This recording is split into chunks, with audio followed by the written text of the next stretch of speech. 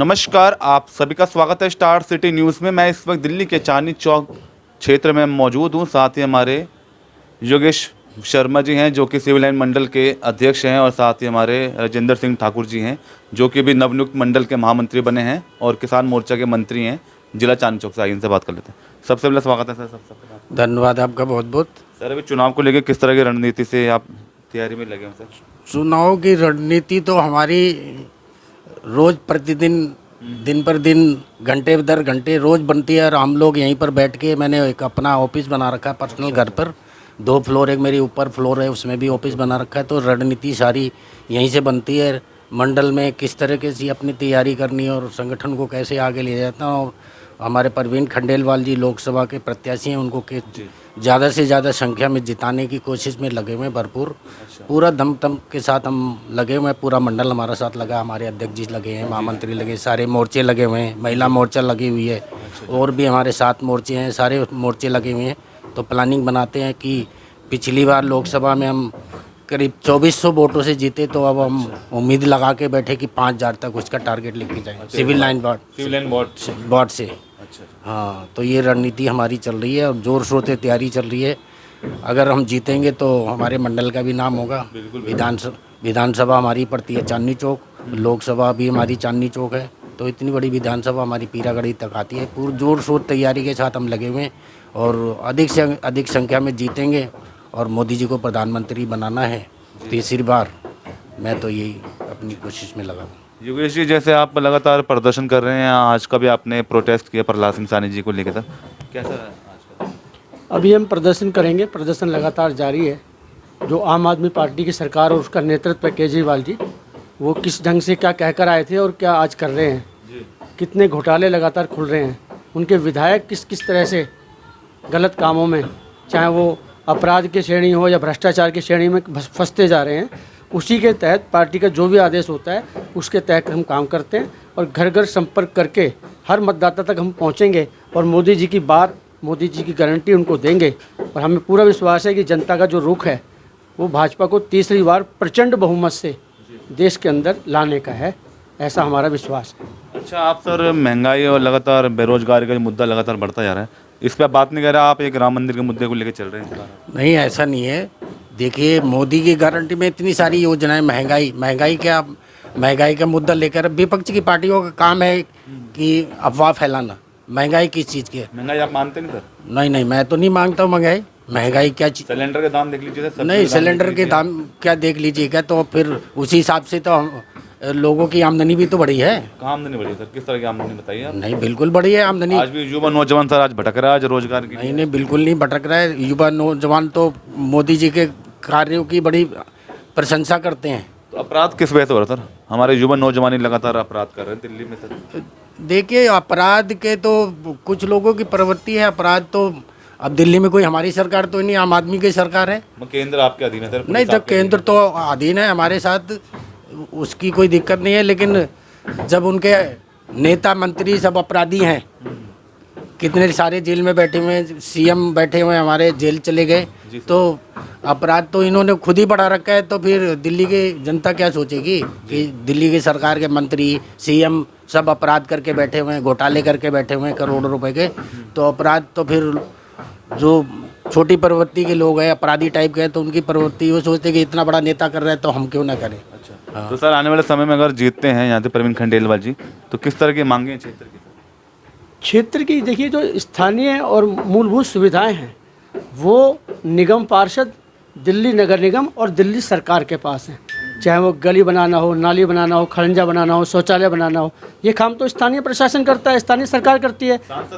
सांसद के काम है रेलवे का विकास, एयरपोर्ट का विकास, जिस तरह से राम मंदिर बना, महाकाल बाबा का जिस तरह से सुधार हुआ, जिस तरह से हाईवे, सबवे, अंडरवे, वाटरवे बन रहे हैं, वो केंद्र सरकार का काम है। क्षेत्र में सर हॉस्पिटल, कॉलेज या स्पोर्ट कॉम्प्लेक्स, इस तरह की सुविधा चाहिए। इस तरह की सुविधा स्थानीय सरकार के हाथ में है और वो सांसद जी का जो काम है वो किया है। हमारे पिछले सांसद डॉक्टर हर्षवर्धन जी ने जगह जगह पर झूले लगवाए, जगह जगह गलियां, नाली, सड़क, खलंजे बनाई, स्ट्रीट लाइटें लगाई। उनका एक सीमित दायरा होता है, लेकिन विधायक का और स्थानीय सरकार का दायरा है ना। दिल्ली सरकार नहीं कर रही विकास, नहीं बन रहे, दिल्ली में काम नहीं हो रहे लोगों को। इस बार जो सांसद के चेहरे बदले गए सर, क्या वजह है इसकी सर? इसकी वजह ये है कि मोदी जी सबको मौका देना चाहते हैं कि सब कार्यकर्ता सबको मौका मिलना चाहिए, कोई एक नहीं है कि वो सालों साल तक रहेगा, सबको मौका मिलता है। भारत भाजपा में एक प्रजातांत्रिक है, गणतांत्रिक व्यवस्था है, उसमें हर कार्यकर्ता को मौका मिलता है।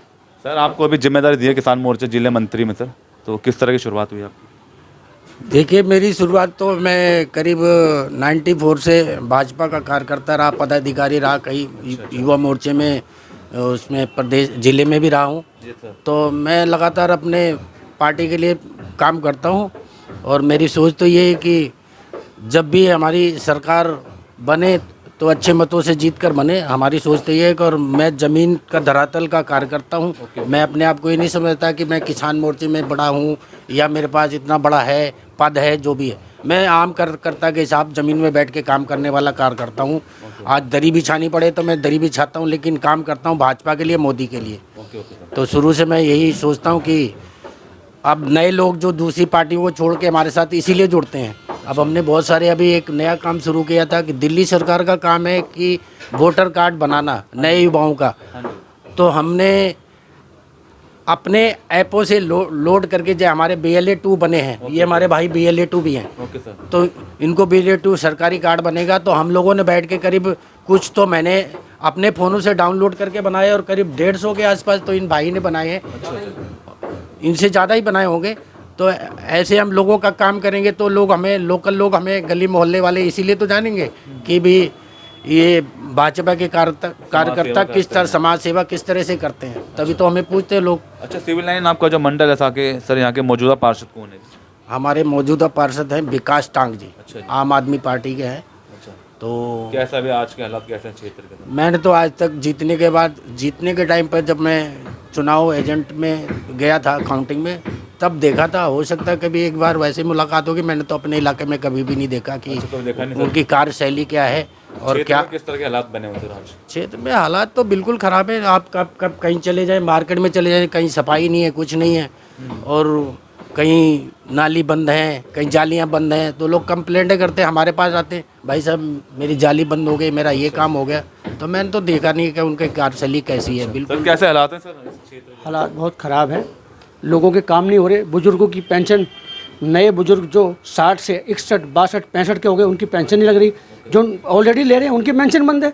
नए राशन कार्ड इंक्वायरी करके नहीं बना पा रहे, फील्ड वेरिफिकेशन नहीं कर पा रहे, सारे काम दिल्ली सरकार के ठप पड़े हैं। तो इस तरह की समस्या बनी और आप यहाँ के मंडल अध्यक्ष हैं सर, जी बिल्कुल। किस तरह की भूमिका है आपकी क्षेत्र? हमारी भूमिका ये है कि जो आम आदमी पार्टी के विधायक या पार्षद हैं, उनकी जो कमियां उनको उजागर करेंगे और मोदी जी की जो योजनाएं हैं और उनकी जो कामयाबी के हैं, सरकार की जो उपलब्धियां हैं, उनको जन जन तक ले जाएंगे और पुनः मोदी जी को लाएंगे, यही हमारा उद्देश्य है। सर क्या लगता है इस बार आपको सर, वीरेंद्र जी? इस बार विधानसभा तो मुझे लगता है कि जिस तरह से हमारी संगठन की रणनीति चल रही है और लोगों में बदलाव आ रहा है, सबसे बड़ी बात तो बदलाव आ रहा है।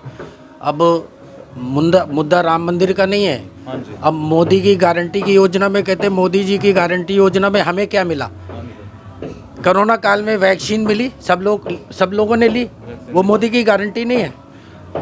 राशन फ्री मिल रहा है सबको, चाहे वो किसी भी पार्टी का हो, किसी धर्म का हो, किसी की पार्टी का हो, तो मोदी की योजना से राशन, दिल्ली सरकार कहती है हम फ्री में दे रहे राशन, जबकि केंद्र सरकार का राशन आता वो सब लोग लेते हैं। और बहुत सी योजना, उज्ज्वला योजना है, बहुत सी योजनाएं, लोन योजना है, रेडी पटरी वालों को लोन योजना है, हम दे रहे हैं। हमने लोगों कराया सिलेंडर का, उज्ज्वला योजना का हमने कई बार यहाँ पर कैंप लगाए, करीब 600-700 लोगों को हमने खुद दिलवाए हैं उज्ज्वला योजना में, फ्री में महिलाओं को सिलेंडर गैस।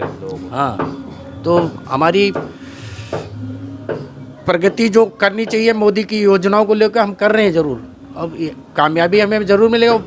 हम तो 99% सोच के चले, आने वाली विधानसभा 2025 में हम 100% जीतेंगे। ठीक है, और कुछ अपील देना चाहते हैं सर? कल डॉक्टर भीमराव अम्बेडकर जयंती भी, कुछ कहना चाहेंगे?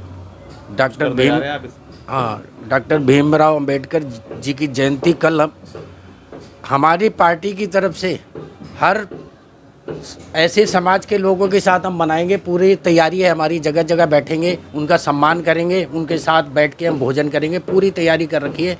और भीमराव अम्बेडकर जी कोई छोटी मोटी तो है ना, उन्होंने संविधान बनाया देश के लिए, तो उनकी योजनाएं जो हैं उनके जो कार्यशैली है उनके लिए हम बहुत बड़ा प्रोग्राम करने जा रहे हैं। 4-5 जगह विधानसभा में प्रोग्राम करेंगे। सेंट्रल गवर्नमेंट अलग करेगी, मंडल और जिले स्तर के प्रोग्राम बहुत सारे होंगे, कार्यक्रम लगातार चलेंगे। आप कुछ लेंगे सर?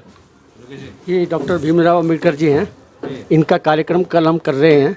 इनको पुष्पांजलि अर्पित करेंगे और अपने एससी समाज के लोगों के साथ हमेशा से उठते बैठते रहे हैं। चाय पानी खाना पीना हमारा रहता है, लेकिन कल विशेष आयोजन है अम्बेडकर साहब की याद में, बहुत मंडल स्तर पर बहुत अच्छी तरीके से हम करेंगे।